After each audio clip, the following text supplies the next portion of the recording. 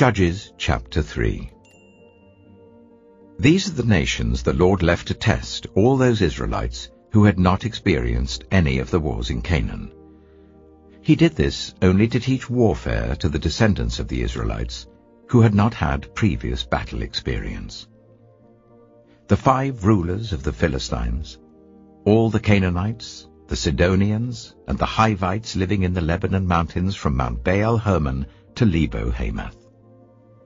They were left to test the Israelites to see whether they would obey the Lord's commands which he had given their ancestors through Moses. The Israelites lived among the Canaanites, Hittites, Amorites, Perizzites, Hivites, and Jebusites. They took their daughters in marriage and gave their own daughters to their sons, and served their gods. The Israelites did evil in the eyes of the Lord. They forgot the Lord their God, and served the Baals and the Asherahs. The anger of the Lord burned against Israel, so that he sold them into the hands of Cushan-Rishathaim, king of Aram-Naharaim, to whom the Israelites were subject for 8 years. But when they cried out to the Lord, he raised up for them a deliverer, Othniel, son of Kenaz, Caleb's younger brother, who saved them. The Spirit of the Lord came on him, so that he became Israel's judge and went to war. The Lord gave Cushan-Rishathaim, king of Aram, into the hands of Othniel, who overpowered him. So the land had peace for 40 years, until Othniel, son of Kenaz, died. Again the Israelites did evil in the eyes of the Lord, and because they did this evil, the Lord gave Eglon, king of Moab, power over Israel. Getting the Ammonites and the Amalekites to join him, Eglon came and attacked Israel, and they took possession of the city of palms. The Israelites were subject to Eglon, king of Moab, for 18 years. Again the Israelites cried out to the Lord, and he gave them a deliverer, Ehud, a left-handed man, the son of Gera the Benjaminite. The Israelites sent him with tribute to Eglon, king of Moab. Now Ehud had made a double-edged sword about a cubit long, which he strapped to his right thigh under his clothing. He presented the tribute to Eglon, king of Moab, who was a very fat man. After Ehud had presented the tribute, he sent on their way those who had carried it. But on reaching the stone images near Gilgal, he himself went back to Eglon and said, "Your Majesty, I have a secret message for you." The king said to his attendants, "Leave us," and they all left. Ehud then approached him while he was sitting alone in the upper room of his palace and said, "I have a message from God for you." As the king rose from his seat, Ehud reached with his left hand, drew the sword from his right thigh, and plunged it into the king's belly. Even the handle sank in after the blade, and his bowels discharged. Ehud did not pull the sword out, and the fat closed in over it. Then Ehud went out to the porch. He shut the doors of the upper room behind him and locked them. After he had gone, the servants came and found the doors of the upper room locked. They said, "He must be relieving himself in the inner room of the palace." They waited to the point of embarrassment, but when he did not open the doors of the room, they took a key and unlocked them. There they saw their lord fallen to the floor, dead. While they waited, Ehud got away. He passed by the stone images and escaped to Sisera. When he arrived there, he blew a trumpet in the hill country of Ephraim, and the Israelites went down with him from the hills, with him leading them. "Follow me," he ordered, "for the Lord has given Moab your enemy into your hands." So they followed him down and took possession of the fords of the Jordan that led to Moab. They allowed no one to cross over. At that time they struck down about 10,000 Moabites, all vigorous and strong. Not one escaped. That day Moab was made subject to Israel, and the land had peace for 80 years. After Ehud came Shamgar, son of Anath, who struck down 600 Philistines with an oxgoad. He too saved Israel. Judges chapter 4.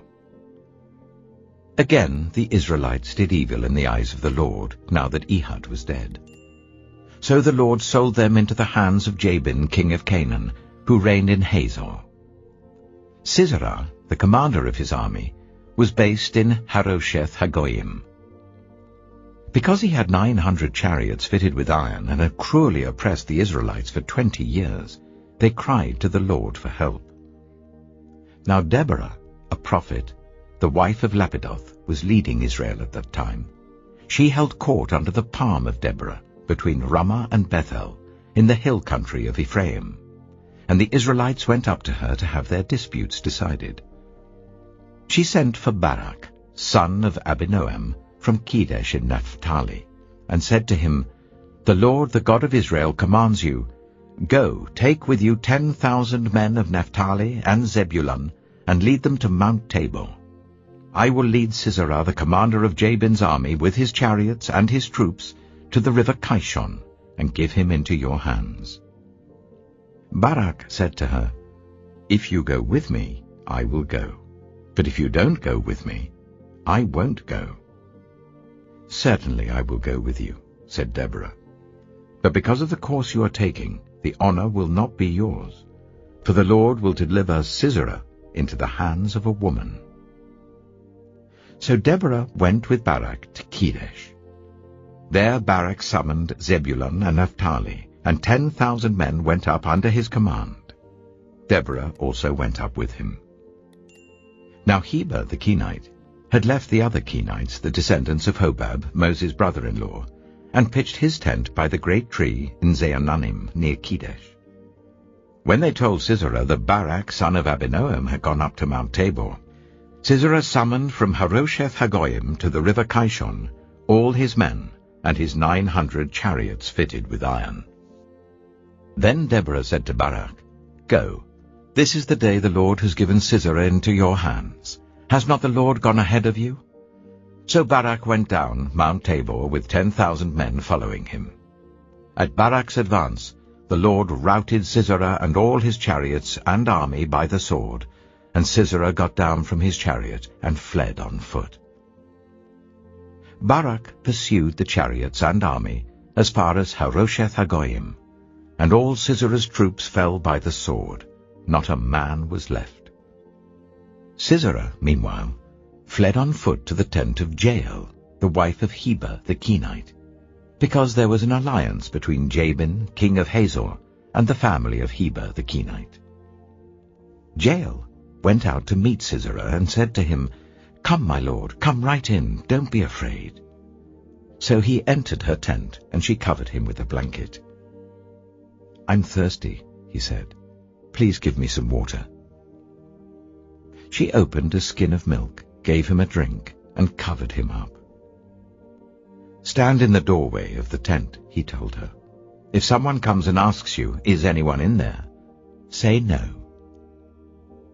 But Jael, Heber's wife, picked up a tent peg and a hammer, and went quietly to him while he lay fast asleep, exhausted. She drove the peg through his temple into the ground, and he died. Just then Barak came by in pursuit of Sisera, and Jael went out to meet him.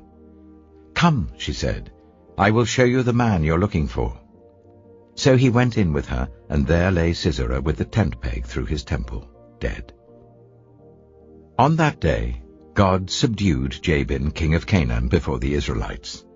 And the hand of the Israelites pressed harder and harder against Jabin, king of Canaan, until they destroyed him. Psalm 20. May the Lord answer you when you are in distress. May the name of the God of Jacob protect you. May he send you help from the sanctuary and grant you support from Zion. May he remember all your sacrifices and accept your burnt offerings.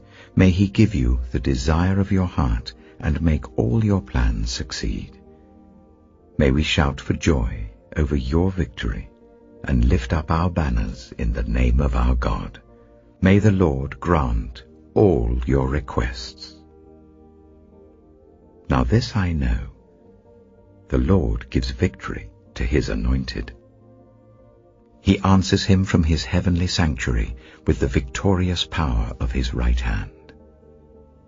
Some trust in chariots and some in horses, but we trust in the name of the Lord our God.